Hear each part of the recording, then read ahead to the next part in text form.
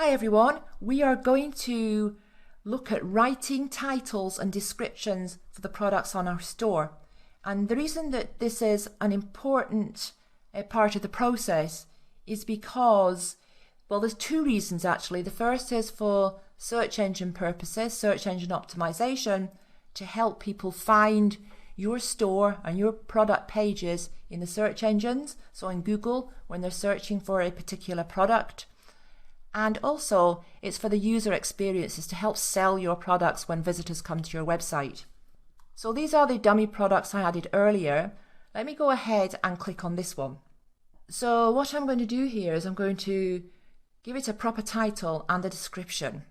So instead of just saying 65 centimeter height large plush elephant, I'm going to add some sales copy to the headline.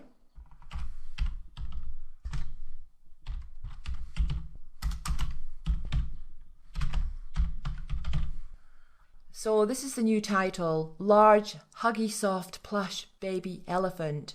Now huggy is not even a word, but it doesn't matter because basically I'm painting a picture of what it would feel like to have this toy, to have this cuddly elephant. I also want to use the words elephant, I want to use the words plush, probably large because this is large in the title for search engine purposes as well. And also to tell the user exactly what this is. But we're doing more than just telling the user what it is. If we were just telling the user what it was, we'd just say large plush baby elephant. But instead of that, I've added these words here, huggy soft, to paint a picture of how this elephant actually feels. Now in the description, there isn't a whole lot I can say about this. Some products, there's a lot you can say about them. There's not a whole lot I can say about this. But I'm going to still write something in here.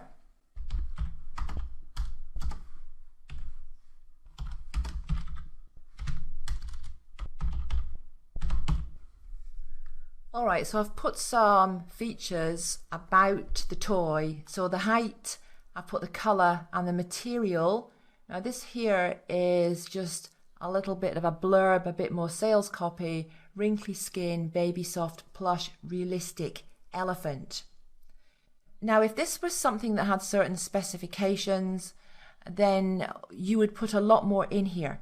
So it kind of depends on the product, but you need to try and put all the relevant information, so all the information that the potential customer would want to know, you should make sure that's in the description, as well as having maybe a short sentence or even two sentences at the top of the description, like up here.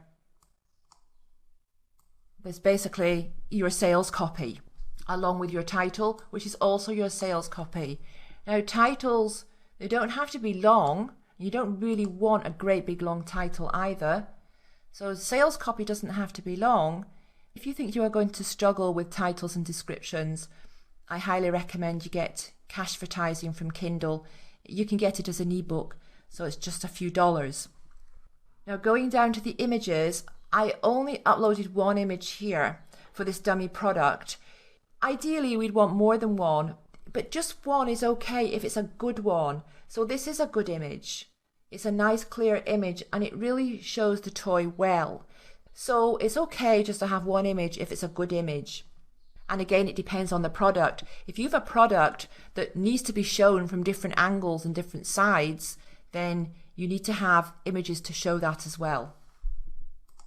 What we also should do here for search engine purposes, click on the Alt, A-L-T, and then add some image alt text.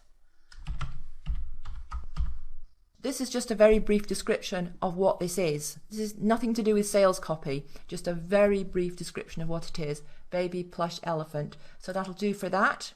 Now you set your price, so whatever price you've decided. Inventory, if you're drop shipping, is not relevant because you're not tracking inventory. If you weren't drop shipping, you would enter here the number of units you had in stock. And then what happens is Shopify automatically tracks that. So when you sell one, it goes down to 2. And you always know then what your stock levels are. But when you're drop shipping, you don't. Now shipping, this product requires shipping. You only enter weight here if you are using weight calculated rate. So in the shipping settings that we set up in the last lecture, if you decided to do it by weight, you need to enter the weight of the actual product here. But if you're doing it price based, like you watched me doing in the last lecture, you don't need to enter anything here under weight. A fulfillment service, you just leave that as manual. And right here we have the search engine description. This is exactly what shows up in the search engine. So we've got the large, huggy, soft, plush baby elephant. That's the title that I wrote. And here is the description. See down here? Oh, I should change that to 65. It's 65 and not 60. 65 centimeters. There we are. Wrinkly skin, baby soft, plush, realistic elephant. Height 65 centimeters, color grey, material, plush cotton. So there we are done with that. And this is what you must do for every product that's added to your store. So even if you're using a plugin, so an app, to import products from either AliExpress, if you're going to use AliExpress, or any other supplier, because some suppliers do have a way for you to import products to your Shopify store, you still need to do this. You still need to go through each product individually and do this. You will get fast at this. But this is one of the reasons why you don't want to have thousands of products. You don't want to just import thousands of products to your store. There are plenty stores out there and plenty Shopify stores that only have 30, 40, 50 products, and they're doing very well. But they've got those 30, 40, 50 products highly optimized. So they've got good titles, they've got good descriptions, they've got good images.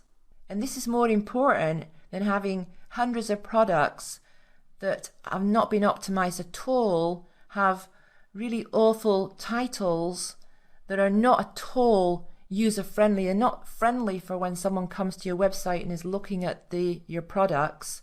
They are often written for you, the retailer, when you're buying products wholesale or from AliExpress. They're not really necessarily written for the end user, the consumer. So you need to bear that in mind. Now, this is not the most exciting part of running an online store, but it's a necessary part of the process. All right, I'll see you in a minute.